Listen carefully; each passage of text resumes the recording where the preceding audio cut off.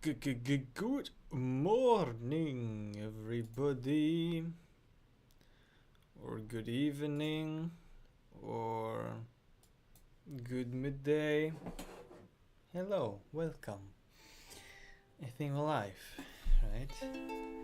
I want to tell you a crazy story. Crazy story about my last mushroom experience. It was not yesterday, it was 2 days ago, and something very interesting happened towards the end of the journey.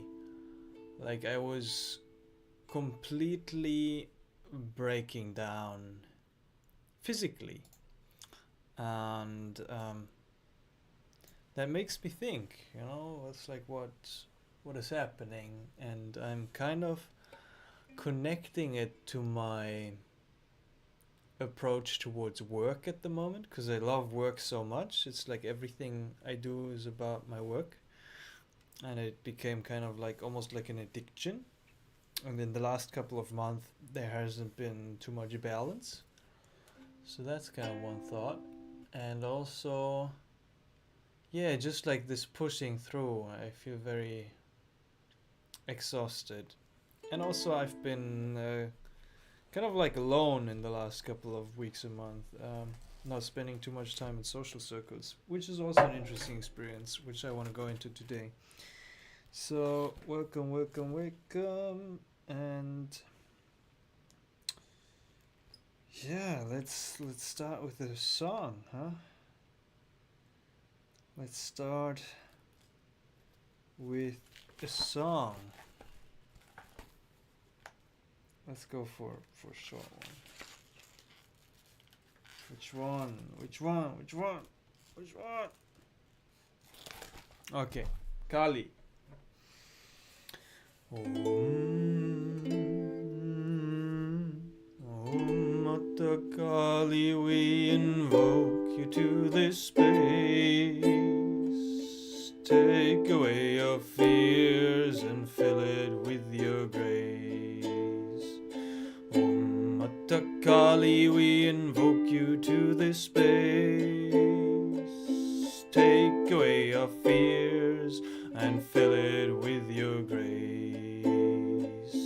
Burn it all away, Kali, burn it all away. If it doesn't serve us, then burn it all away. Burn it all away, Kali, burn it all away. If it doesn't serve us, then burn it all away. Om Mata Kali, we invoke you to this space. Take away your fears and fill it with your grace. Om Mata Kali, we invoke you to this space. Take away your fears and fill it with your grace. Burn it all away, Kali, burn it all away. If it doesn't serve us, then burn it all away. Burn it all away, Kali, burn it all away. If it doesn't serve us, then burn it all away.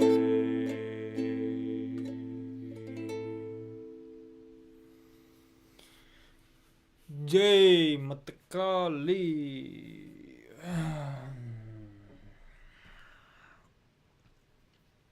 Okay,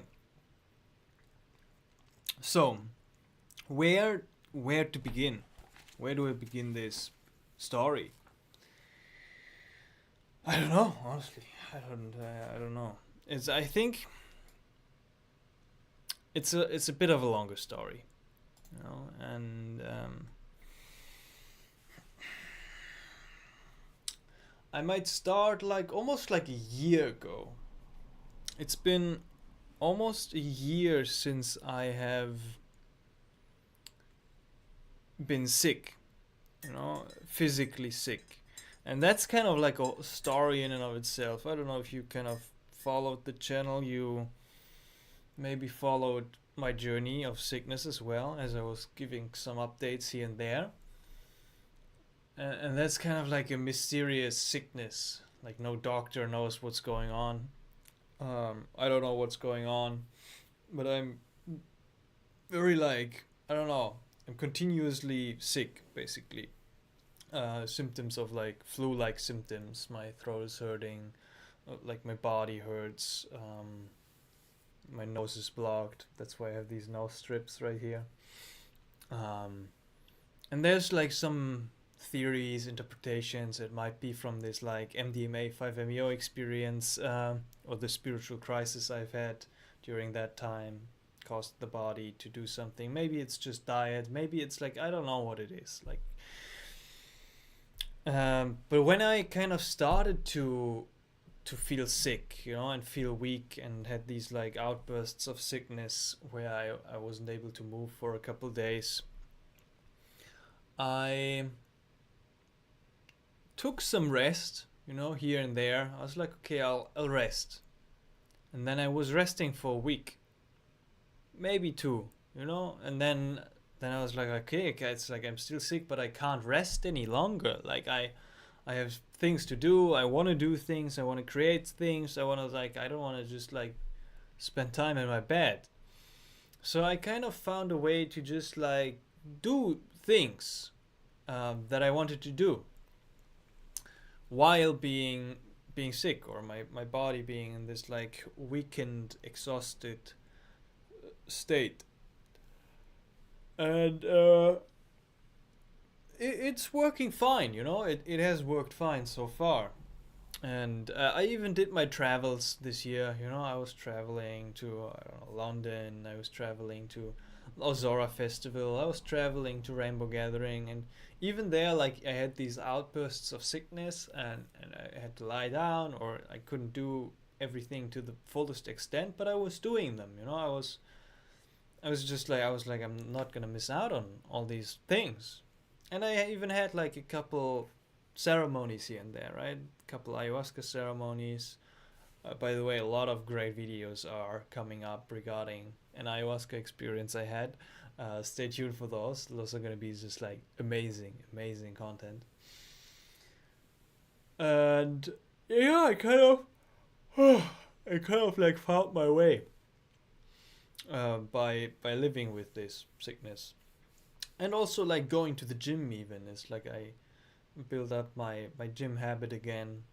And at times when I was feeling like strong enough, or like not completely I don't know, outbursted, I kind of went to the gym as well.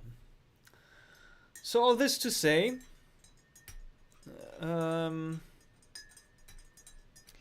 basically it's like I don't know what true rest is anymore. It's very difficult for me to rest. It's almost like a journey for me to rest, because it's like I'm also so excited about everything that's coming up, like everything I'm creating for you guys. Everything is like it's a passion, this work as well, right? To do this work continuously and show up and do things in the background, the programs I'm working on. And it's like it's very exciting work.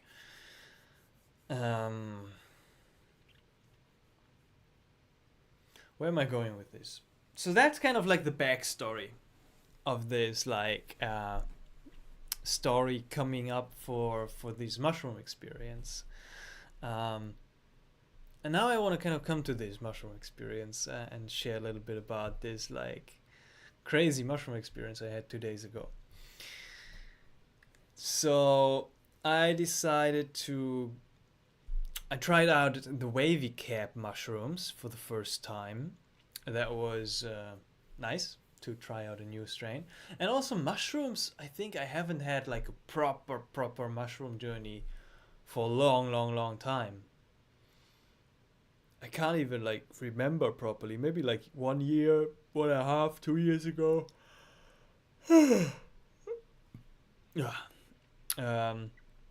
Where I had my like, I did this video like I could link it here. I don't know if you see that one. The full heroic dose life trip, or that's what it's called.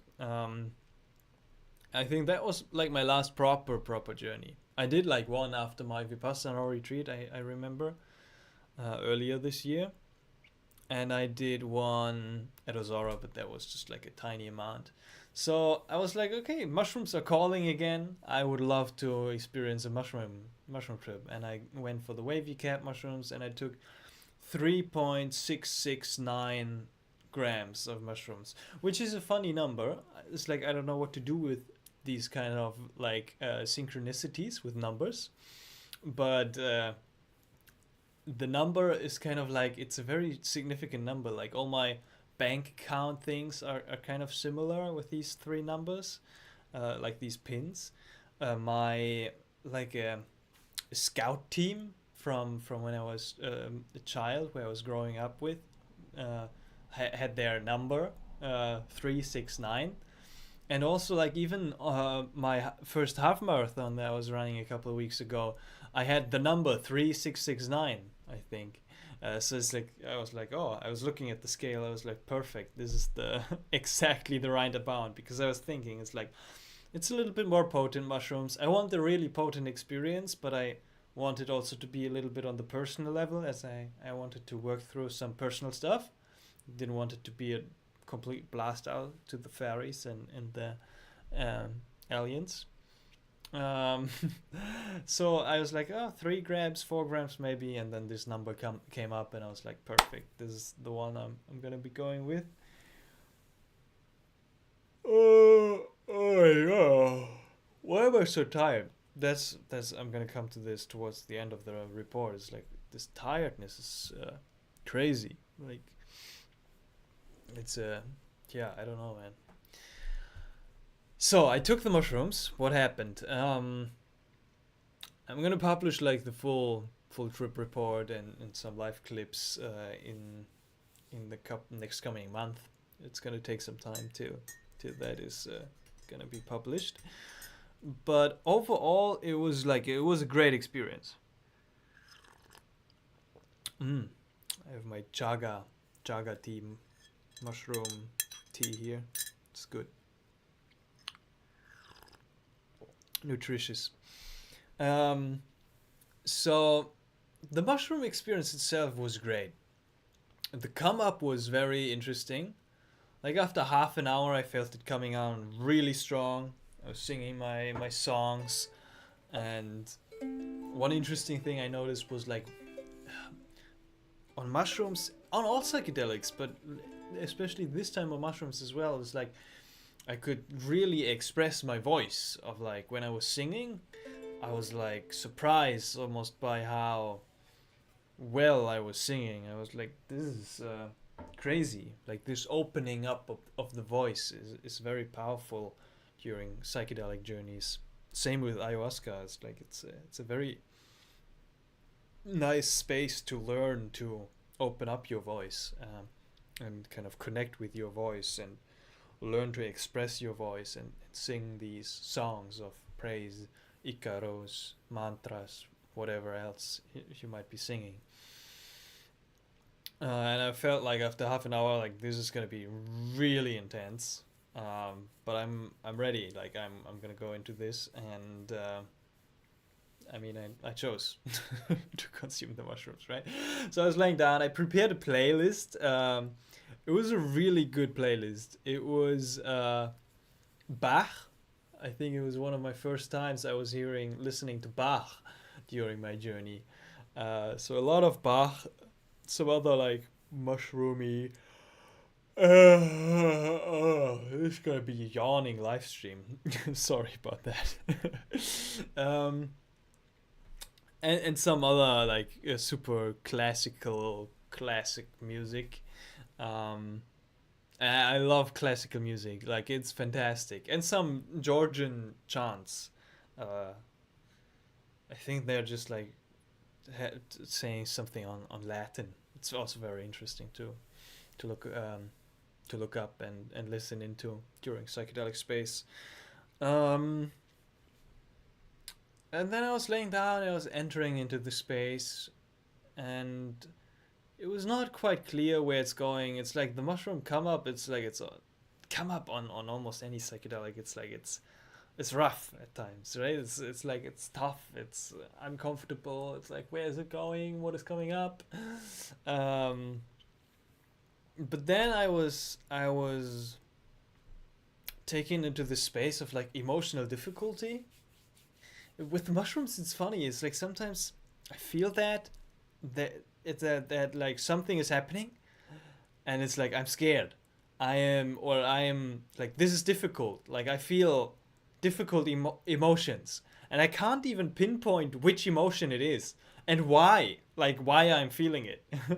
I can't connect it to any life event. I can't connect it to any situation. I can't connect it to any vision. It's like it's just emotional difficulty, emotional turmoil. It's just like difficult emotions coming up. And then like the task and in the journey is just like to feel them. It's like, okay, I'm here, right? What else am I to do than just to open myself up to that and feel through that, experience that emotional turmoil and difficulty. uh, so I was doing that. I was opening myself up to this emotional difficulty, to the emotional turmoil.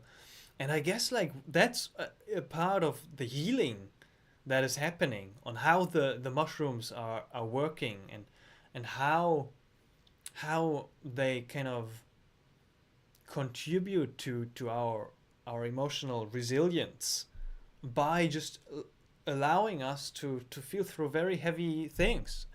And then we just do that because we're in the journey. That's the work, kind of. And then we come out the other end and we're like, that was tough, but it's like it's good. It was good to like, always when you come out the other end of suffering, of feeling difficult emotions, is always just like such a blessing, such a peace, such a happiness, and this like almost like a recognition of like being proud, um, being happy to have come out the other end fine. And that builds emotional resilience, almost like, and that builds kind of this confidence, and that's kind of where this healing is happening. It's very interesting. um, and then it was opening up into like a wonderful space, like a fun, playful space. I don't know if you know One Piece, but but it's like almost felt like Luffy in Gear 5 mode. It's like I was just jumping around. I was making all kinds of, oh hey, unknown user, which doesn't really have a name. Yes, you're so right. Thank you for watching, for being here. Um, and like kind of like this animal is coming out during the mushroom experience, as well. Of like I feel really connected to my authentic expression, and it's like it's almost like a bit weird. Like I make all these weird, you know, these when you like when you make like all kinds of weird positions during the mushroom experience. You're like, what am I doing? Like, I don't know why I'm doing this, but it's like I'm just like, and then it's like I'm just remaining in this position and kind of waving and waggling around and like, I don't know. And it's like it's super weird, but it's super fun, and I don't even know like what is happening, but the journey is kind of happening on the inside. But on mushrooms, I feel like this desire to just like make weird positions at times, super fun, and kind of like this monkey is coming out. Almost feel like right, like a monkey of like, ooh. I want to stretch and I want to kind of move and play around. Um, yeah, and then the mushroom was just blessing me with a lot of like personal insights and ideas and creativity. Some key ones I remember were, one is reach out to people. Like reaching out to people is everything. It opens up so much. Like first of all, if you don't have anybody to reach out to, well, online there's a big space, right? But also offline is like go out and go and meet people, and then you can reach out and be connected to them, and it's like it's wonderful. I'm so 47. I can't do that. That's fun. Yeah. Then you just lay down. silently and enjoy. mm, yeah, the mushroom was telling me is like reach out to people, like connect with your network and enjoy that these connections. If you have a question, it's like don't be afraid to reach out to somebody who might know something about that question. Or also just like people who are where you want to be, or people who are inspiring to you, almost like mentors or guides, or just like people you really appreciate. Just like send a message to them because you love them and you appreciate them, as like, hey, what's up? Like, what are you excited about right now? What are you working on? What are you passionate about at the moment? And like just be part of their world by just being curious, and maybe even provide some value when you're like reading something or when you're researching something. You're like, hey, this might be a good book for you. I was just thinking about you. I just wanted to say like you would really enjoy this article, this book, this song, whatever. And kind of through that, it's like you cultivate a little bit of that connection um, with other people, and you keep that connection alive as well. And so many things open up when you reach out to people. Job opportunities, um, relationships, friendships. It's like it's very interesting how much is just like connected to relationships, to connections with people. Um, so that's absolutely crucial. That was kind of one key insight I remember. Another one was about money. It's a topic for me at the moment. So what was coming up for regarding money is that it's all about giving.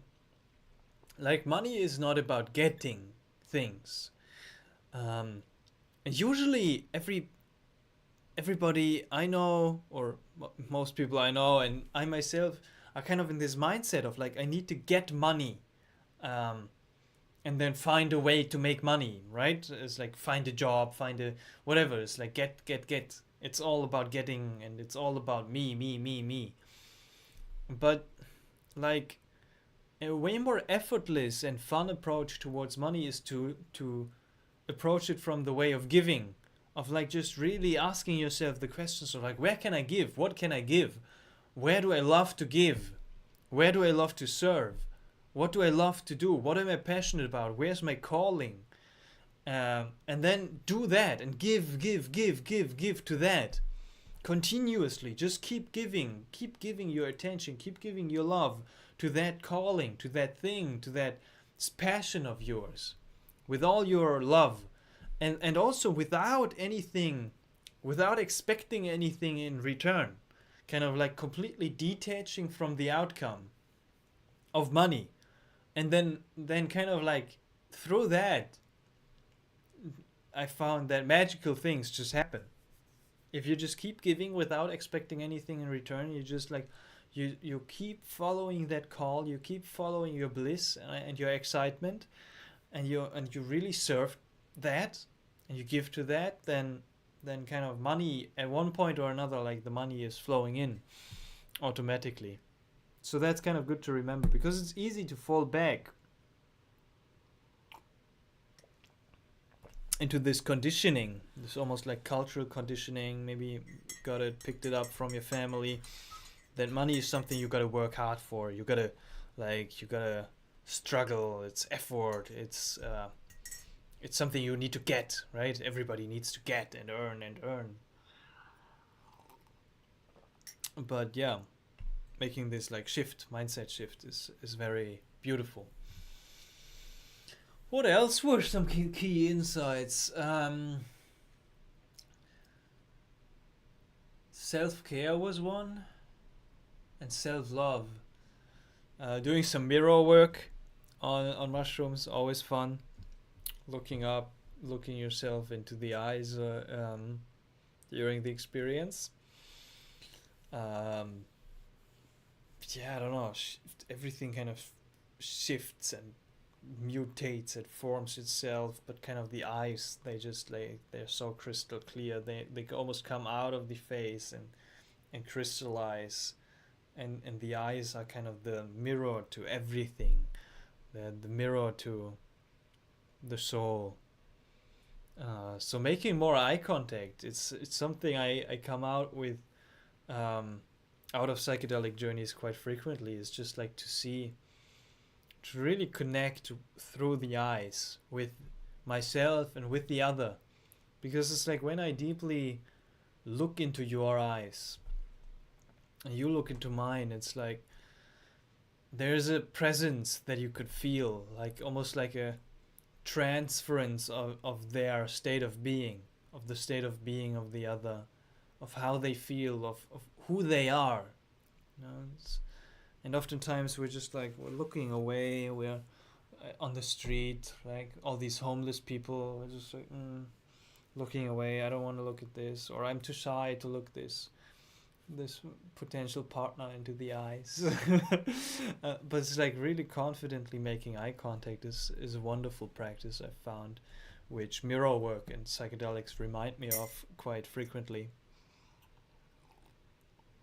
And then the mirror work is also really just like about that self-love, almost like just like actively, proactively appreciating all that I am, like with all the fun little quirks, right? This beard, like this hair, I don't even know where this is coming from. It's just coming out of me. It's like I'm just, it's so funny. And then just like in the mirror, in the psychedelic space, there's just like this act of proactive appreciation, and also having this like distant view on yourself of like you being this fun character. You're like so fluid. You can just choose how you show up and what kind of gestures, mimics you make, and it's like you play around and kind of from the observer awareness, you observe your character and you consciously kind of, I don't know, play around with that.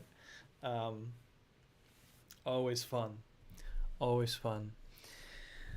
What else? Another key insight from the mushroom experience was micro habits.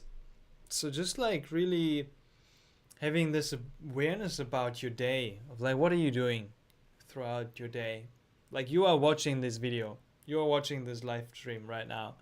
I deeply appreciate you. Thank you for being here. But it's like for me, for example, I was more aware of like, okay, like sometimes I fall into the habit of looking at my phone. I don't even know where it is. It's right here. And I look at my phone throughout the day, of like just like checking some apps, and looking at these apps. And I don't know why I'm doing this. Like I don't. It's like maybe I'm on the toilet or whatever, and then I put it away and I continue my things again. It's like just replacing that little like 20 seconds that I was on my phone, or 1-2 minutes, with taking 5 deep breath in and out, or just like sitting in meditation for 1 minute, or doing like a 2-minute, 3-minute stretching routine. Just like have a little bit of a stretch, or do 10 push-ups, or go out for a 5-minute walk, and do that as a break instead of I don't know, just like fumbling around with your phone. So being more present with life itself. Unknown user in the chat is asking, are you still into 5-MeO? Yes, well, yes and no. I'm curious to explore again. I'm taking a break because of my last experience, which kind of shook me to the core.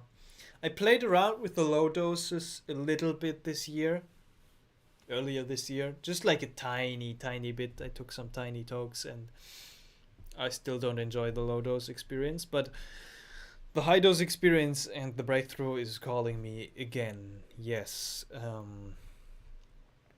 Maybe towards the end of this year, maybe not. I'm not sure. It's like I'm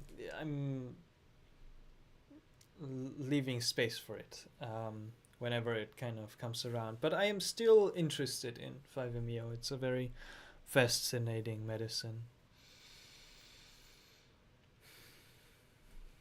So yeah, micro habits. What else? I enjoy the mango during my mushroom experience. I don't know about you, like I have this like habit almost in psychedelic space that I like halfway through the journey, maybe a little bit after half of the journey, I eat fruit. Usually a mango.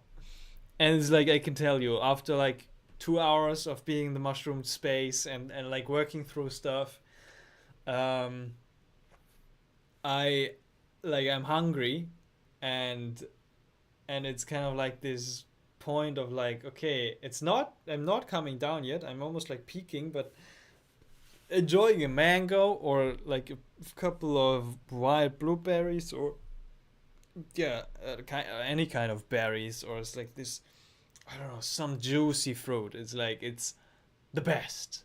Of course, you know this. It's like it's fruit is so good during during psychedelic experiences. It's so good. Like it's so good. I think that was my favorite, my highlight from that experience. Like peak mango bliss. Um, yeah, and then I was just like, yeah, almost like coming down, still in the space, enjoying working through different things. But kind of like the core thing that struck me from this journey is like all this was good and fine, right? I was going through the emotional difficulty and having these beautiful insights and playing around, and it's like it was good work, just like a good proper mushroom journey. But something very interesting happened towards the end of the journey.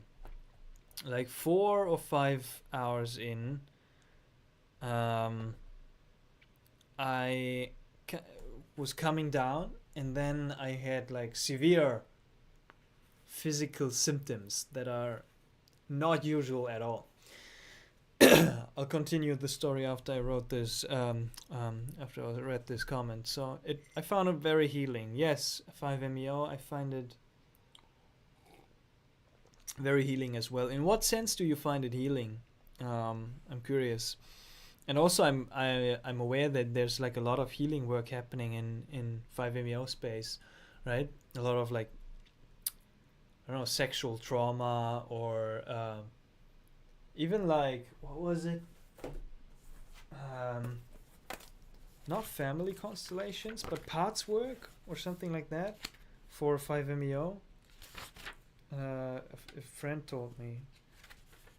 Yeah, kind of this like internal family systems and 5-MeO DMT vape pens.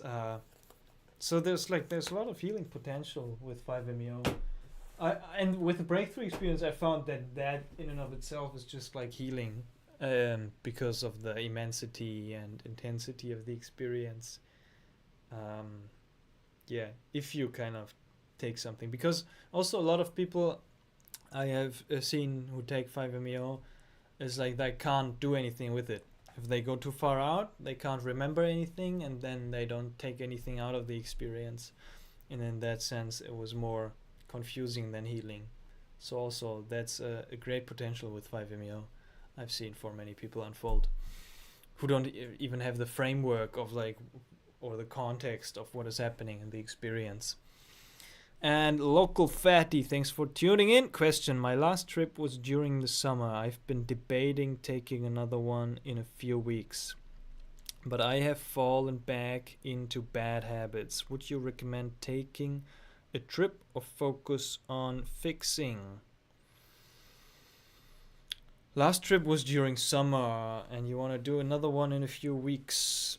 Well, it's a personal choice, right? It's like you gotta feel for yourself. On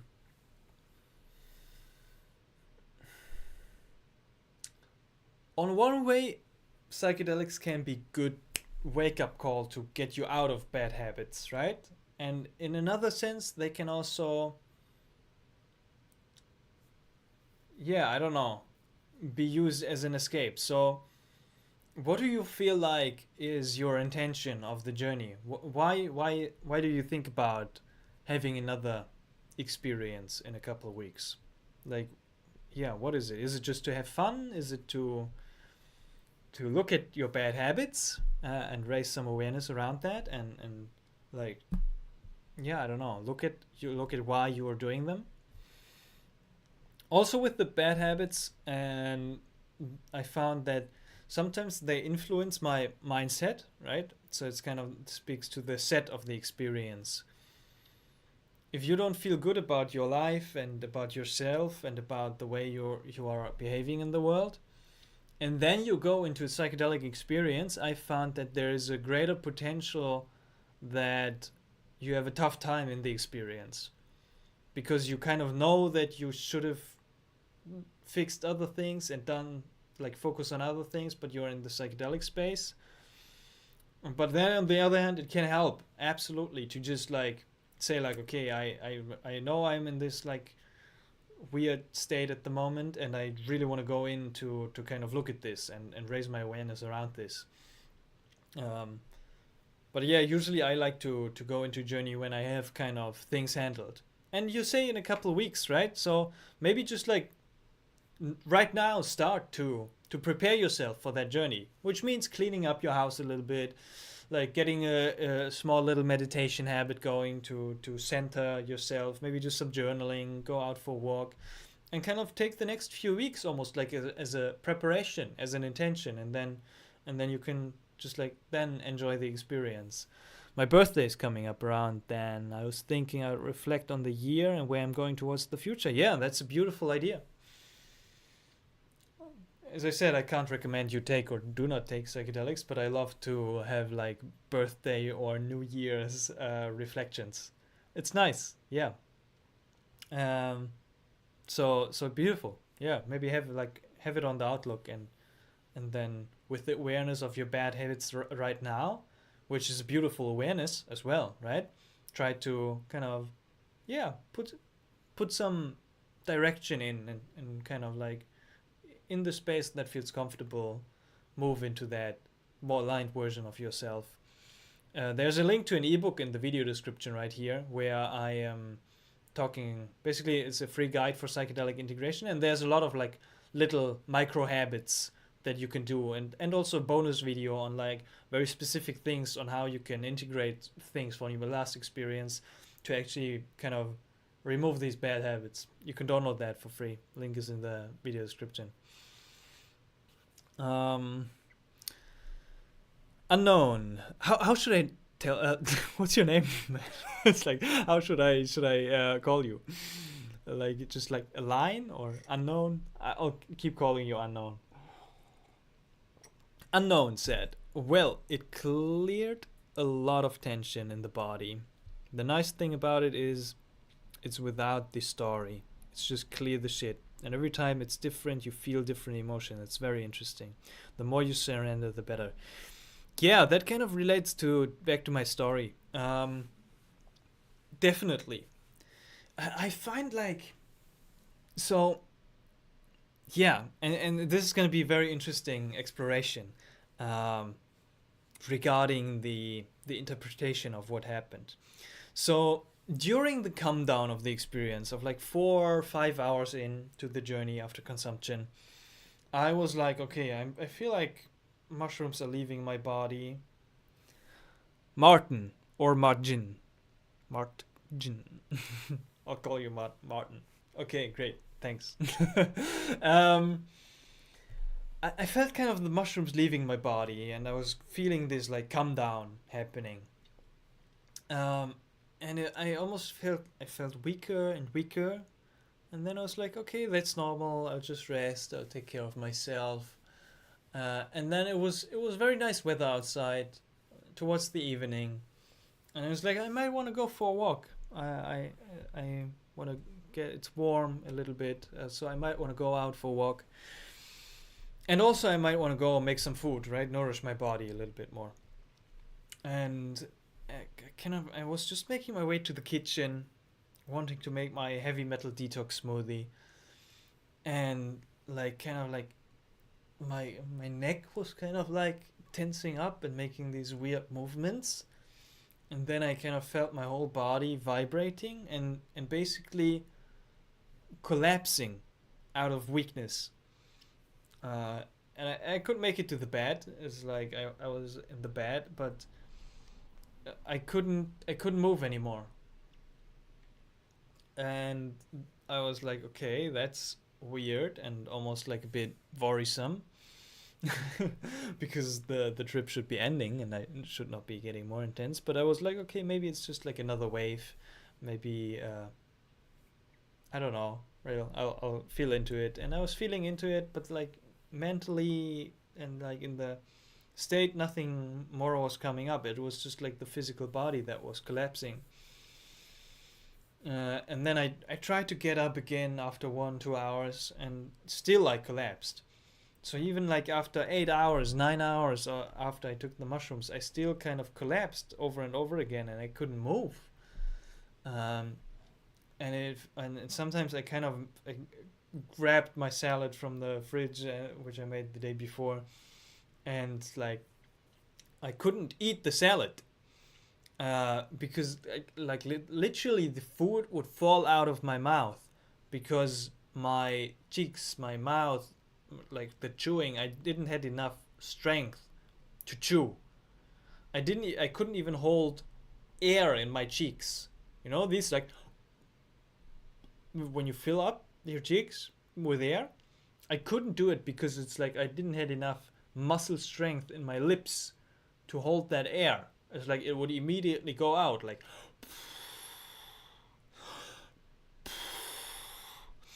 I couldn't hold up my arms like, and it was worrisome.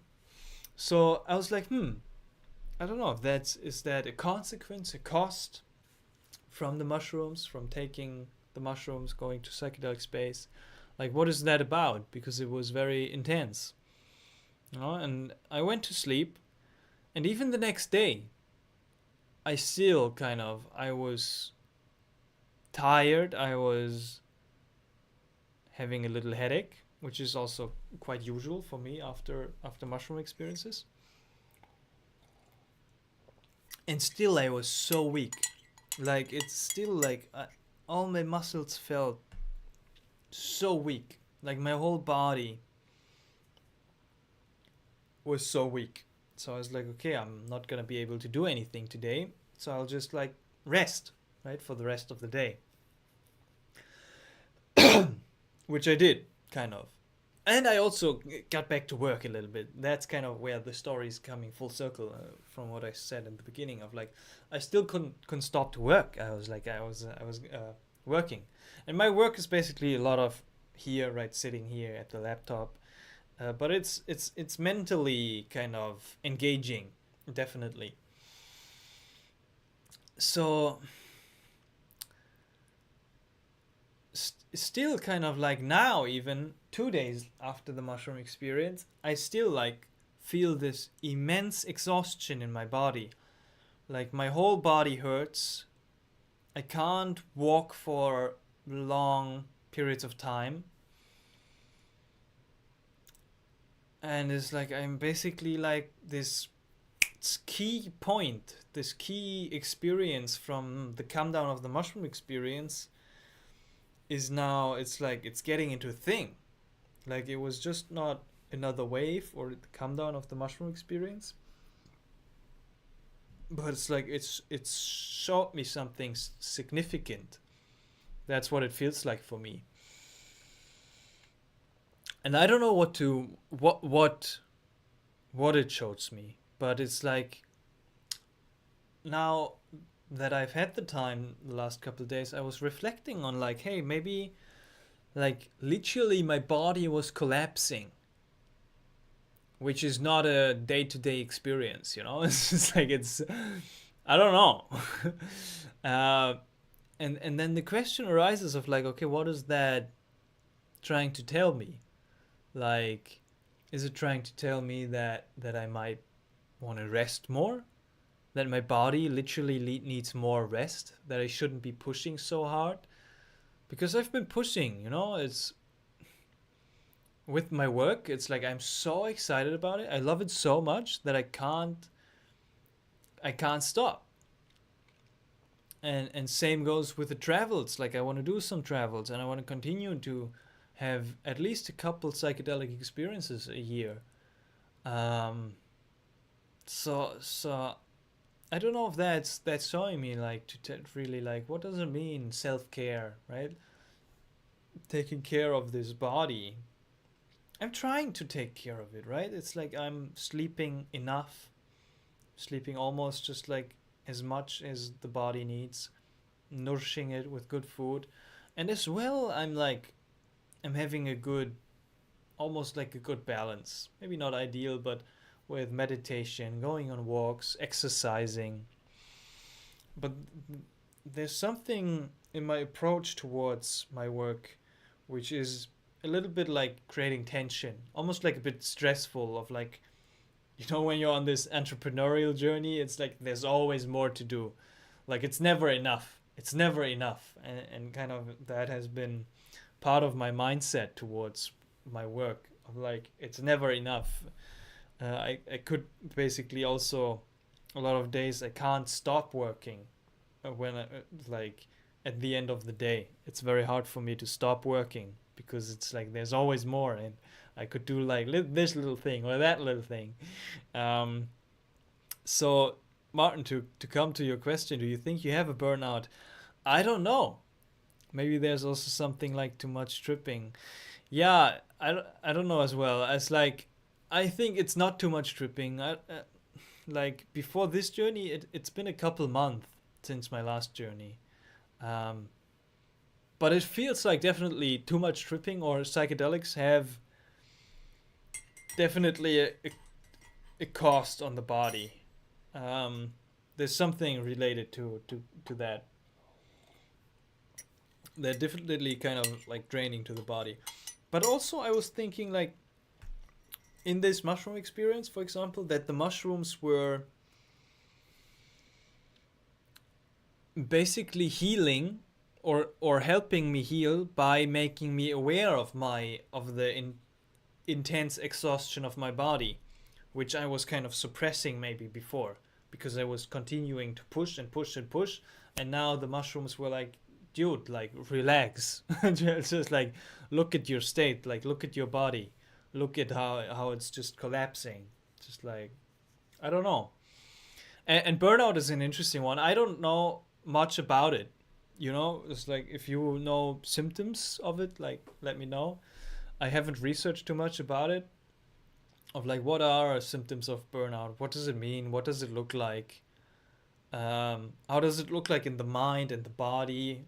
And I guess there's also, if there's many different degrees of it, then I might be falling under a category of like very light burnout because I know people who have had burnout and yeah, it felt way more severe, like way more intense for them and long time to recover. Um, but yeah, for example, right now, last 2 days, I felt kind of like I wanted to retreat back, and it's like I still did some things, but not with as much fun anymore.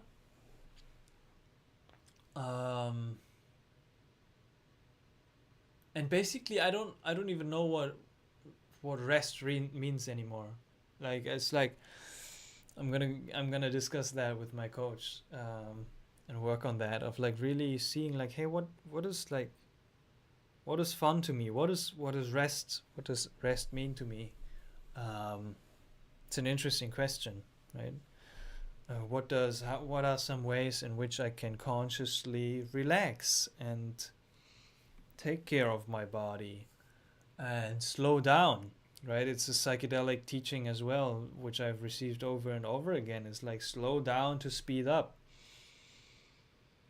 consciously slowing down.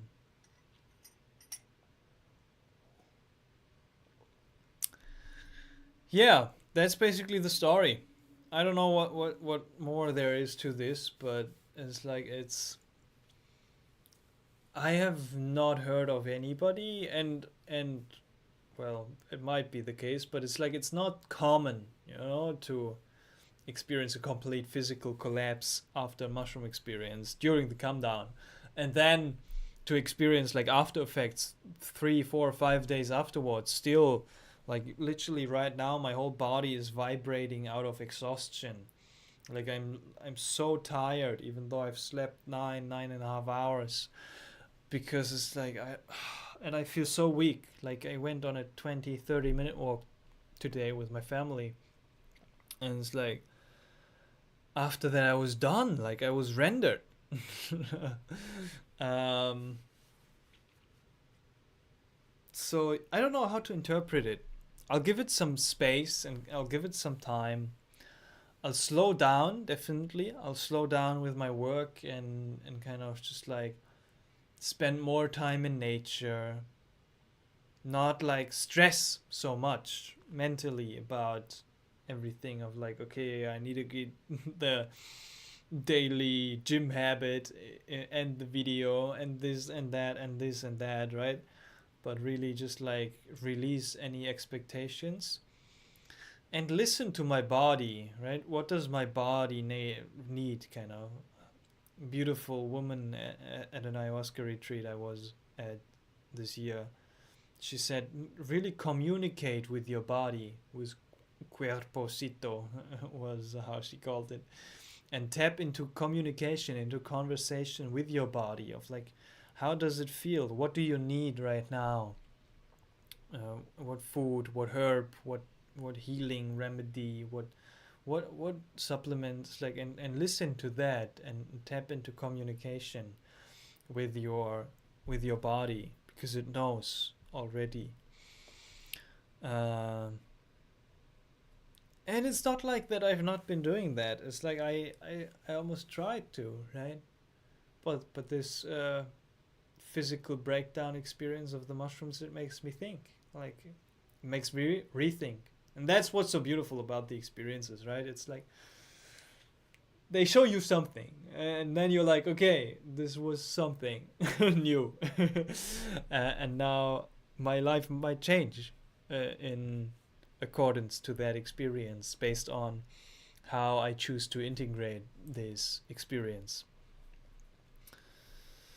Well, you know, when you do too much, you just know if you want to see it. Maybe you have to let your blood check out. Maybe there's something missing. I did let my blood check earlier this year. I might do another one. There was iron and B12 deficiency, but I took very high dose supplements for a couple of months, so that should be fixed right now. And I changed my diet. I might do another blood test. Yeah, that's a good idea. But usually it's like everything was fine. I went to couple doctors like multiple times throughout the year, and everything is good and fine. And NFO, I saw your comment. I want to answer it. Almost like a random question. Where to find 4-ACO DMT? Sourcing, it's always a good question, right? I don't know where to get it specifically. I can't point you to somebody.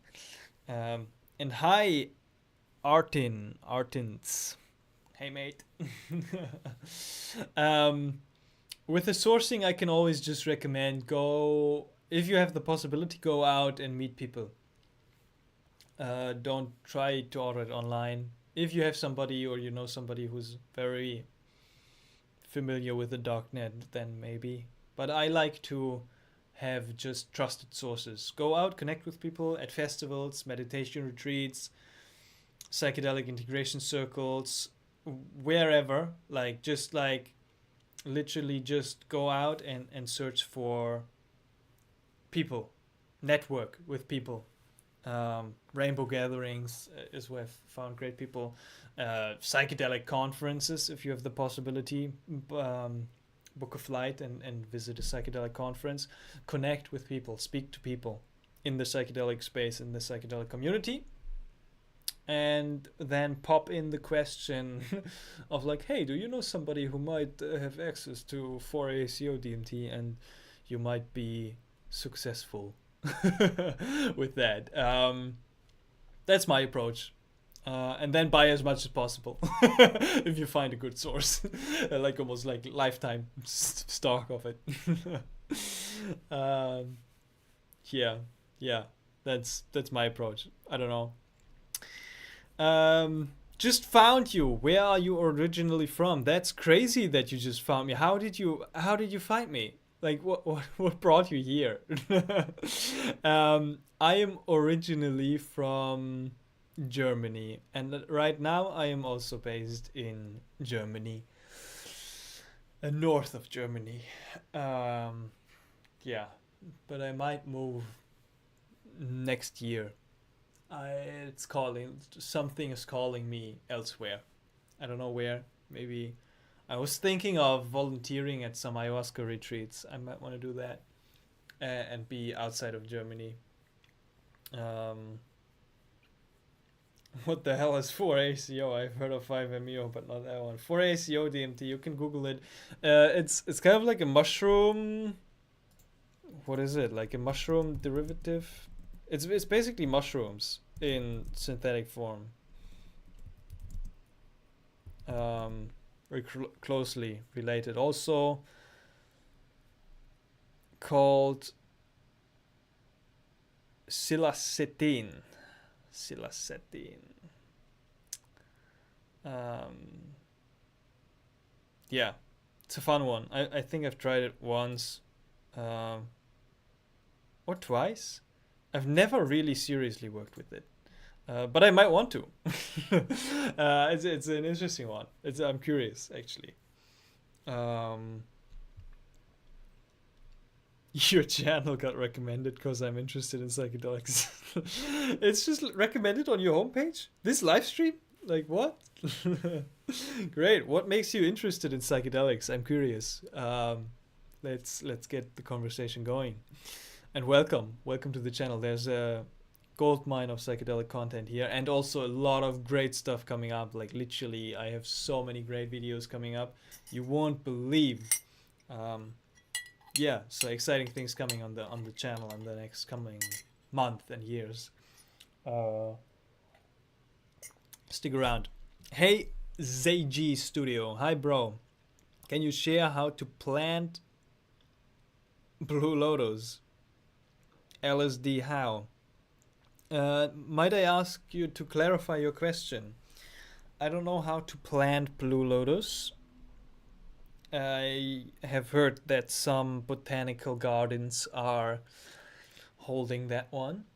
So if you seek to cultivate and plant Blue Lotus yourself, you might want to reach out to some of the botanical gardens who own some Blue Lotus and who have got some. And LSD how? I don't understand the question, I'm sorry. Yeah, if you have got any questions, let me know. I'm more than happy to answer them.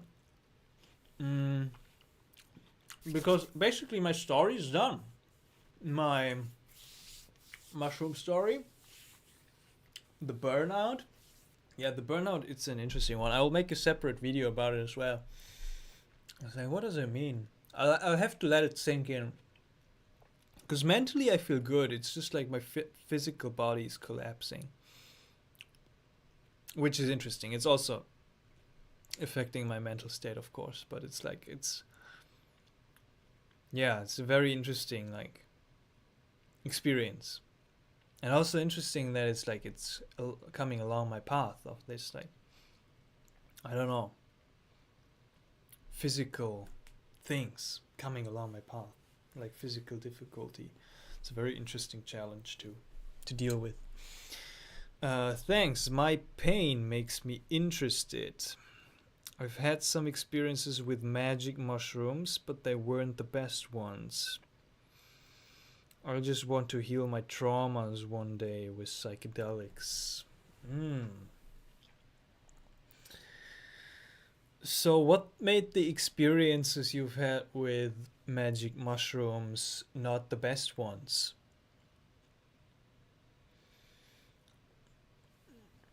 Healing trauma with psychedelics is it's an interesting goal, right? I'm not too familiar with trauma work, as I have been blessed to not have too many traumas. Um, but I recognize that there might be a potential, right, in psychedelic space for doing this deep work. If you've had some like challenging experiences with mushrooms, you might want to go out and explore different substances, right? There's beautiful substances. And especially for trauma work, I guess it might be helpful to have like trauma informed facilitators. People maybe like familiar with that space, familiar with like a little bit therapeutic work. Um, and then, yeah, seek out some some ayahuasca if that resonates, just if it's calling, just like feel into it. Maybe it's MDMA therapy, maybe it's ketamine therapy, maybe it's like still more mushroom work. Kind of like, yeah, you'll find your way. And then of course it's like, don't expect the psychedelic to heal your trauma. So it's like taking responsibility for healing your trauma yourself and kind of proactively working with the psychedelics. So study, I don't know how much you've done that, but it's like study a lot of beautiful trauma work which has been done, maybe specifically related to your trauma as well, or to your area of trauma. Um, educating yourself. That's kind of like the integration part, right? And also almost like the preparation part for the psychedelic journeys. If you said it was physically and mentally intimidating, and you got paranoid with bad thoughts, then you might wanna, like, if you're able to, right? It's like cultivate a meditation practice, sitting to observe your thoughts. It's almost like little, like, if you practice this, it's almost like a training ground for psychedelic space. And also there's certain like mindsets, or like almost like attitudes of awareness with which you can approach the psychedelic experience, which makes it easier to work in the space. For example, trusting and surrendering and opening up and letting go.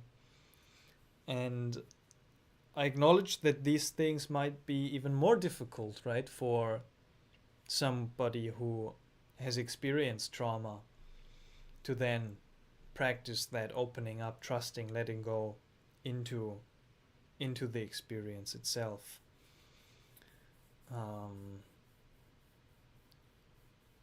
yeah, yeah, all the best on your journey. It's an interesting one, and with psychedelics, there is great potential for sure. I mean, a lot of the research coming up is focused on the therapeutic benefits, but also it's like what you said is like you have tough experiences. That's why I'm also passionate about um, sharing the dangers of psychedelic work, almost, or just like the pitfalls, painting the picture that it's not a magic pill, it's not like ultimate healing. It can even like traumatize you further. It can have some serious side effects, as I'm experiencing right now. And it doesn't necessarily lead to a better place in your life, but it has a great potential to do that. So kind of just like shining the light of awareness onto both sides, simultaneously, holding like a balanced approach and perspective to that. And yeah, as you said, if you have some trust issues, you can't trust and let go easily, then that makes psychedelic work, especially if you're doing it alone, in your own kind of setting, way, way, way more difficult. Yeah. and it makes this kind of like builds up a certain sense of resistance and tension in the space, which then easily leads to these like paranoid thoughts and these thought loops, and this like very tough, challenging physical and mental experience. um, so then it's like, yeah, if you're in for the trauma, then it's like, I don't know, it's just in the comings, right? But there's some retreat centers around the world who are doing a little bit of therapeutic work, or just like psychedelic therapy. Try to get in there somehow, to create a setting and a space where you feel safe, with support being there for you to fully trust into the experience. And then it's a practice, right? If you're, it sounds like you're like strong. You have a strong intent to heal, and that's a good foundation. And then you might want to go into psychedelic space to almost like practice trusting, uh, and go in again and again. But also it might just like not be the right time for you. You might also just resonate more with softer approaches towards healing. Breathwork is another one I can recommend. Deep breathwork sessions, 40 minutes to 3 hours, also with facilitators being there. It's a wonderful modality to tap deeper and work with your trauma and with your emotions.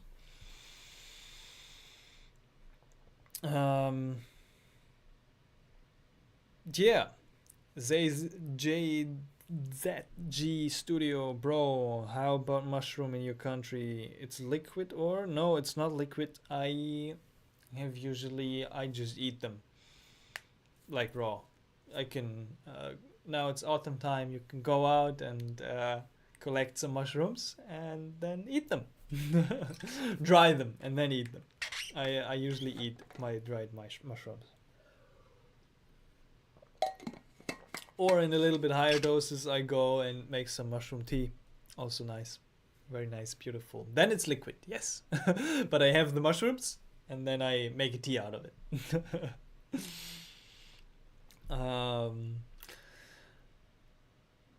Artins. And I realized one thing: I need to do some sports to be physically stronger because it is tough on my heart.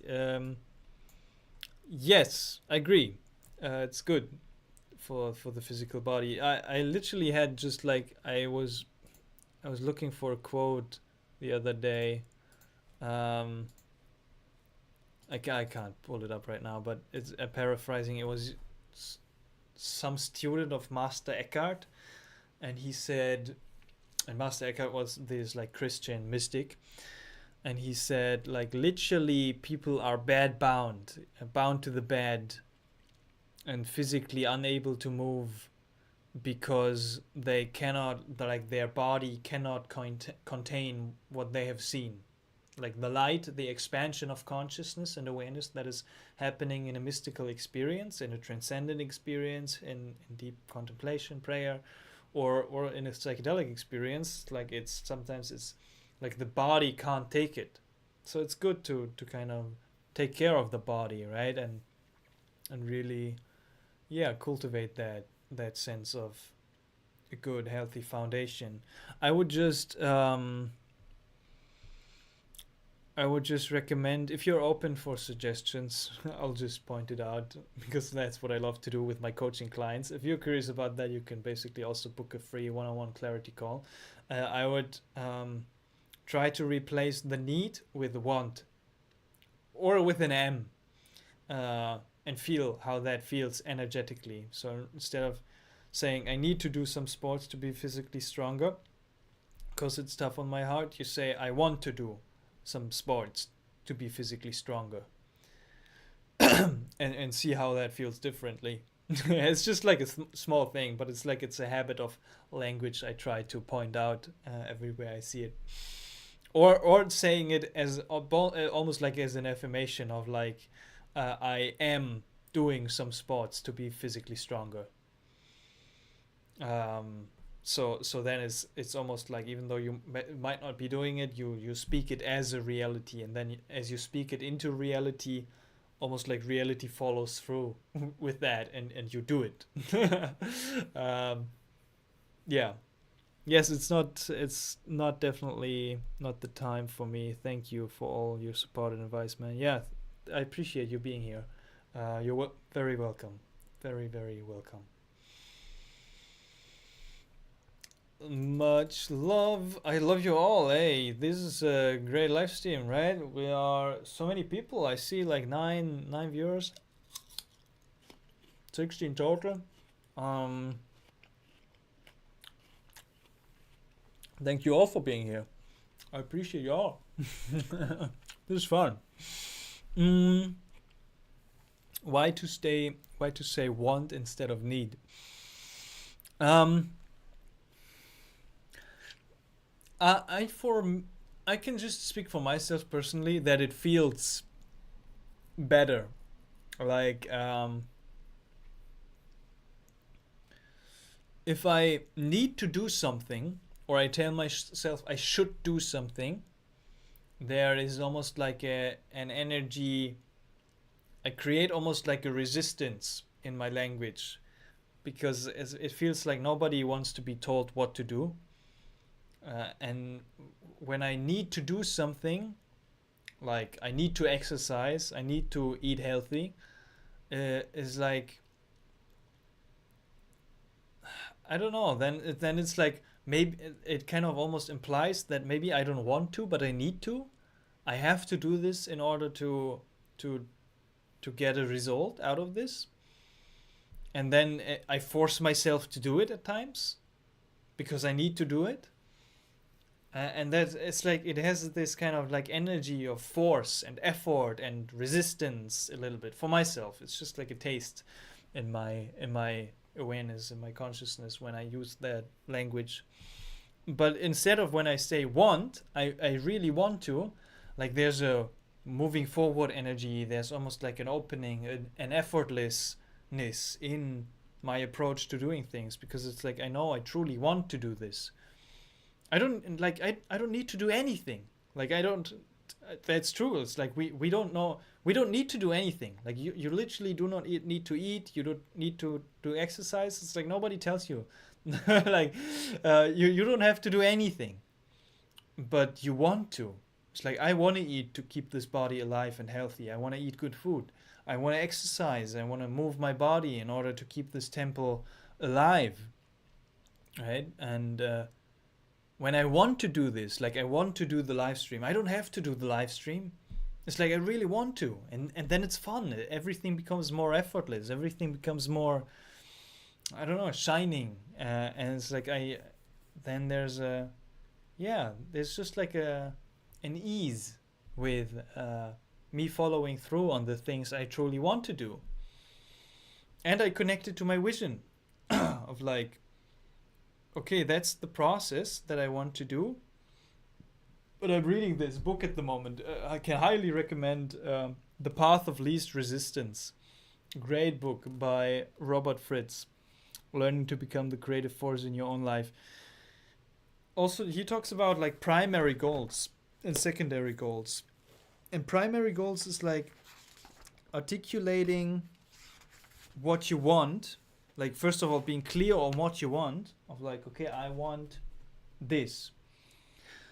And articulating it clearly. Like, I want to be a whole human being. Or I want to be in shape. Whatever it's like. And then the secondary goal is, okay, I want to exercise. Right? Because it's like, and that's serving. It's the secondary choice is serving the first choice, which is related to the crystal clear vision of what I truly want. Yeah. I see what you're saying. I want is a bit more attractive. It feels closer. Yes. Beautiful. Great. Beautiful. Oh, okay. Oh my god. I haven't talked about the isolation. I put it into the title. That's fun. It's like I I I don't feel alone.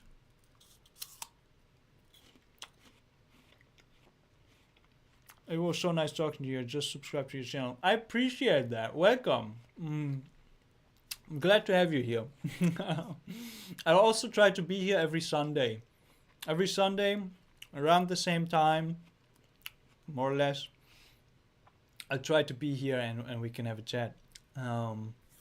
Yeah, welcome. And a lot of great videos coming as well. Yeah, I love this connection. It's like I almost have like phases where sometimes I'm not going out that much. For example, right now for like 2-3 months I haven't been going out. I met some people here and there and it's fine. And I communicate with you like with live streams, right? With my coaching clients, I have conversations, or with my own coach, or seeing my family. So I have like connections, but it's like my roommate is in Japan at the moment. And also like, yeah, I haven't been traveling that much in the last 2 months. And it's like I almost was just like alone here and it's like doing this work and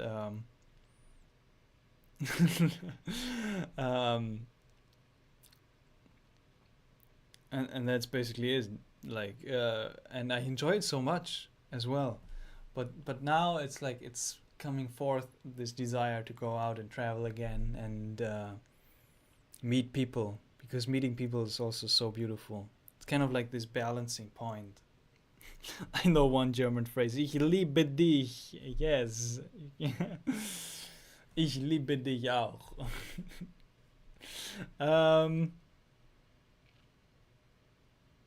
Yeah, it's interesting, like this like feeling of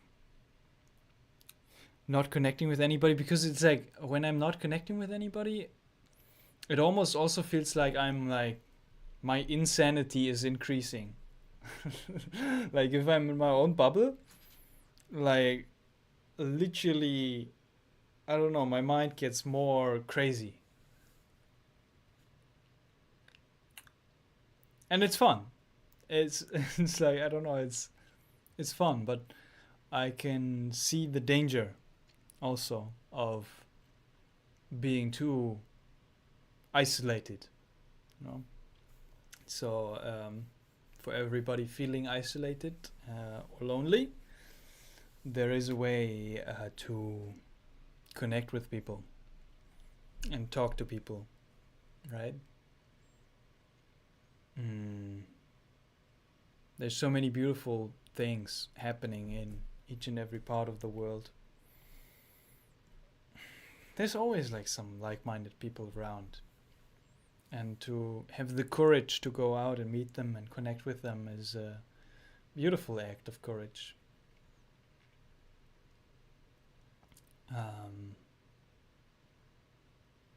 Yeah, I don't know where I'm going with this. I want to go out again. I'm thinking about going to Madagascar. A couple new friends that I met this summer at Ozora, hanging out there. Sounds amazing. And I'm looking out at the moment to book a dieta in the jungle, a master plan dieta. Ooh, this is exciting. I don't even have the money for it, but it's like I'm gonna trust that the money is gonna come somehow, because it will. It always has, and it always just falls into place perfectly. But I'm thinking about booking some, maybe early next year or kind of mid next year. I want to go to an ayahuasca retreat and do like a master plant dieta and learn a little bit deeper ways of communion and working with the plants, kind of like a next level. It's been time, you know. It's been on the schedule for quite some time, but it's like I kind of, I don't know, it never really came around.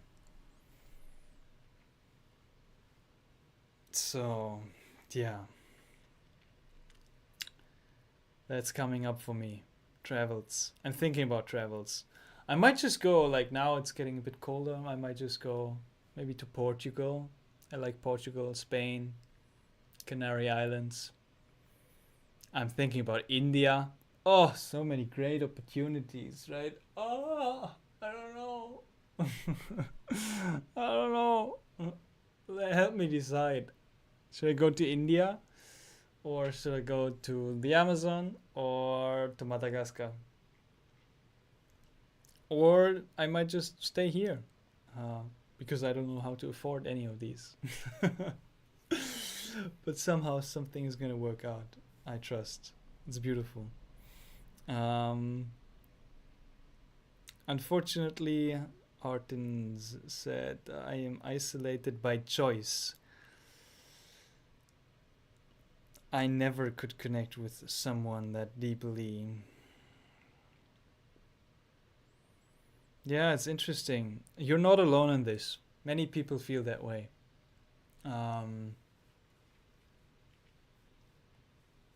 Many people isolated by choice and not by choice, right? Some people dealing with anxiety, dealing with certain senses of hesitation. Yeah. I guess for me it's like it's not about this like being isolated or not, but it's like, are you happy with your choice? And you're like, your phrase of unfortunately almost implies that it's not your ideal state. And then it's interesting to see like what is in your control.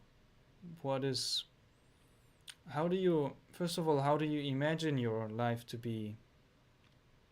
And where might people be who you could connect with? It's been an interesting question for me. It's like, where are my, well, it's like there's not really my people, but it's like there's people who are closer to my heart. There's people who I resonate with. We have the same vibe almost, like. And if I don't go out and I don't put myself out into situations, then I don't have the chance to meet these people. If I don't meet dozens and dozens of people who I do not resonate with and who I cannot connect with deeply, I might not find the one or two people who I can connect with deeply. And honestly, in my life, it's like it's just 2, 3 people who I can really deeply connect with. And that's way more than enough. Like, it's worth it to go out and try to find that 1 or 2 people. And they're out there. It's like, keep that faith, that kind of almost like an optimistic, uplifting attitude, I would say, towards life and the possibility that there are people that you can deeply connect with, right? Potential romantic partners, potential best friends, like they are literally waiting for you as well.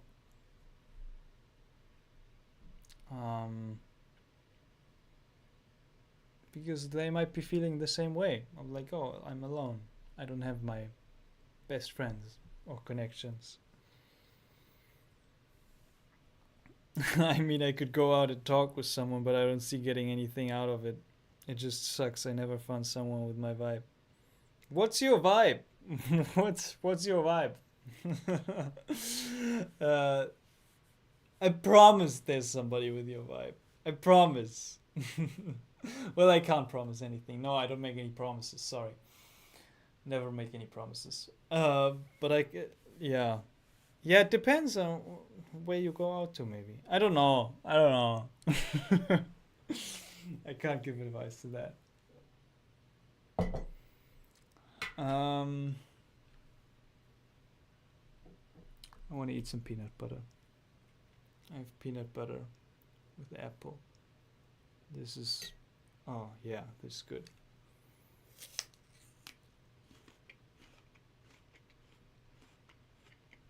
Mm. Mm-hmm. Mm-hmm. Mm. Mm. Mm-hmm. Mm. Mm. Mm. Yes. Okay. I think I'm gonna end this soon. Like, any questions you have, put them in the chat now. I'll answer them after I sing a song. This is the closing song of the live stream ceremony. I appreciate every single one of you. I've been reading the Sat Sri Guru Granth Sahib Ji and chanting some mantras of the Sikh community, and it resonates. This one is called Ik Onkar Satguru Prasad Ik Onkar, which means there's only one creator of the entire creation. Everything is a blessing of the one creator. This realization happens only through his grace.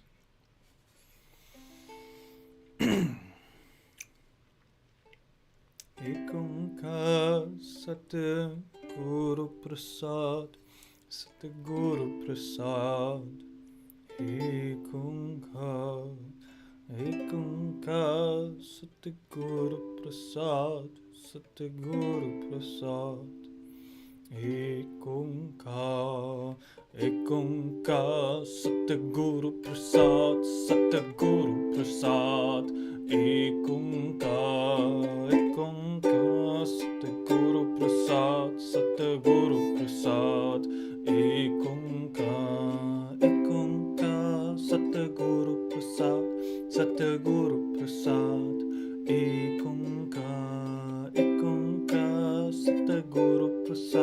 Satguru Prasad Ek Onkar Satguru Prasad Ek Onkar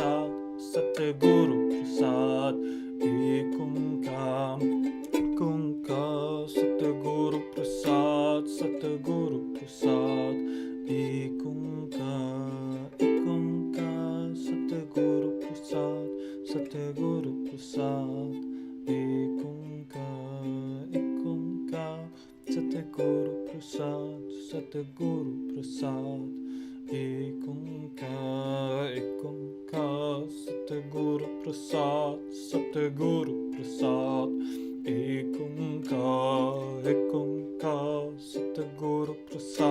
Satguru Prasad Ek Onkar Satguru Prasad Ek Onkar Satguru Prasad Ek Onkar.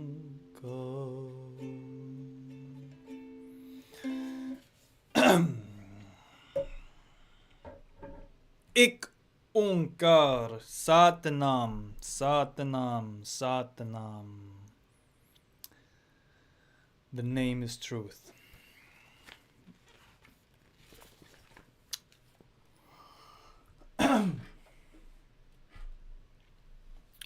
That's beautiful. Yeah, thank you. I could sing that song for hours, and I sometimes do.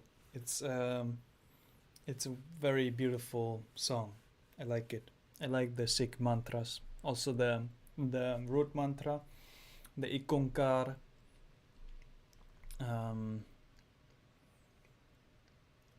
Satnam, Katapurak, Nirbo, Nirvair, Akal Murad, Ajuni, Sebangur Prasachap, Ajuni, Sebangur Prasachap, Ad Sach, Jugad Sach, Hebi Sach, Nanak Hosipi Sach.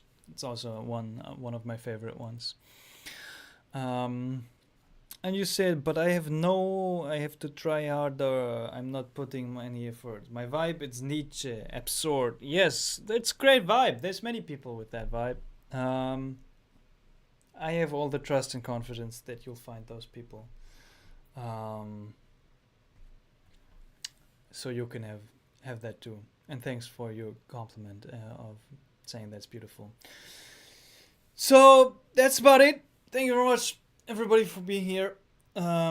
I want to basically follow through with my own advice of what I said in this video and give my body some rest, give my mind some rest, don't pressure myself, and maybe sit a little bit in meditation, enjoy some good food. I don't know, go to sleep. So, thank you, everybody. Thank you. Thank you, thank you, thank you, thank you for being here. If you're curious about psychedelic integration practices, you can download my free guide, 5 Steps to Embody Your Psychedelic Insights into Daily Life. Link is in the video description. Also, if you're curious about talking to me one-on-one and kind of planning out how we can work together and how I can support you on your journey, there is booking link in the video description regarding a clarity call as well. Otherwise, I'll see you in my next video or on this live stream right here, probably next week, next Sunday. What time is it there? Right here in Germany, it's 10 p.m. at the moment. Yeah, thank you all for spending some time with me, your precious time. I do really deeply appreciate that. Bye, and see you later. I love you all. I love you.